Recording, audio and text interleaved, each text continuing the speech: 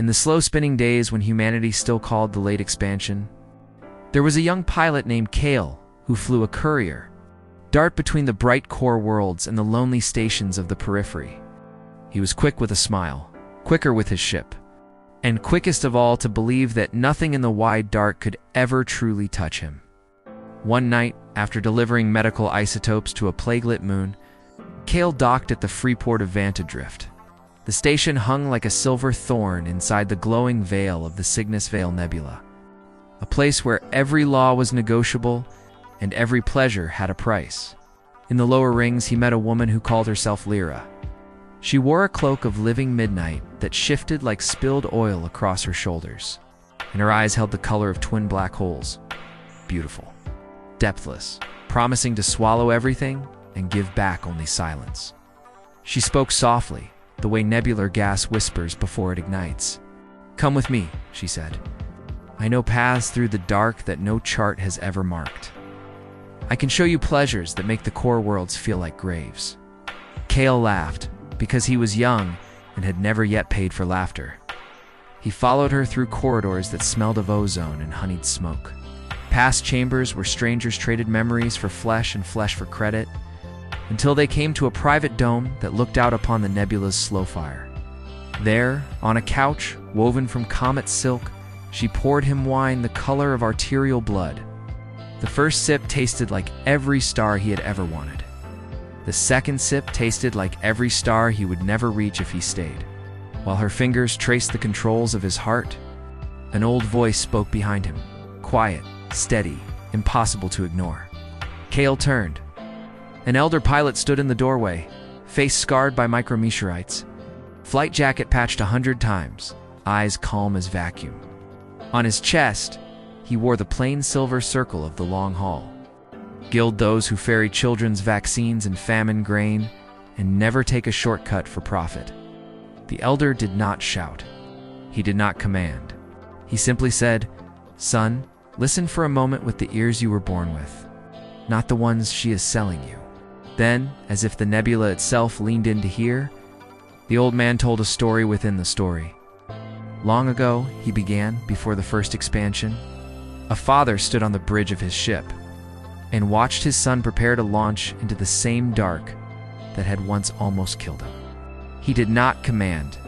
He did not threaten. He only spoke what he had paid blood to learn. "My son." The lips of the strange woman drip honey, and her tongue is smoother than thruster grease. But in the end, she is bitter as neutron dust, sharp as a cracked containment blade. Her feet go down to the airlock without a suit. Her steps lay hold on the long cold between stars. You will follow her corridors of light, and every corridor ends in the same place, a drifting hull with no beacon, a name no one remembers. A life spent for a pleasure that lasted less than one orbital night. Water that will not freeze in your throat. Let your springs be yours alone, the love you built flight hour by flight hour. The trust that still answers when you call home on a failing come. Why spill your strength on the event horizon of another's hunger? Why let strangers warm themselves at the reactor of your heart until the core breaches and all that remains is radioactive regret? At the end of days, they will look for you.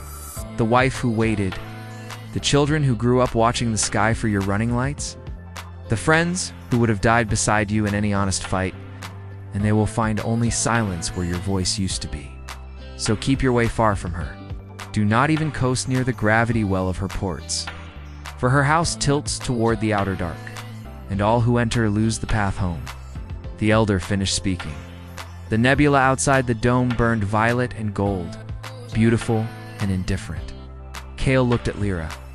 For a moment, the cloak of midnight flickered, revealing not mystery, but calculation. Not desire, but appetite. He saw the faint glow of payment implants beneath her skin, the cold ledger of lives already spent. He stood. The wine suddenly tasted like ash and antifreeze. He walked past her without a word, past the honeyed corridors, past the promises that were already forgetting his name. The elder was waiting by the docking ring. Together, they walked the long, cold spine of Vantadrift until they reached Kale's little courier, dart-scarred. Honest, small enough. that every credit he earned went to keeping her flying, and the rest to the woman and to children on New Station who still believed he would come home. Cale powered the engines. The old man placed a hand on the hole the way a father blesses a child. "Fly straight," he said.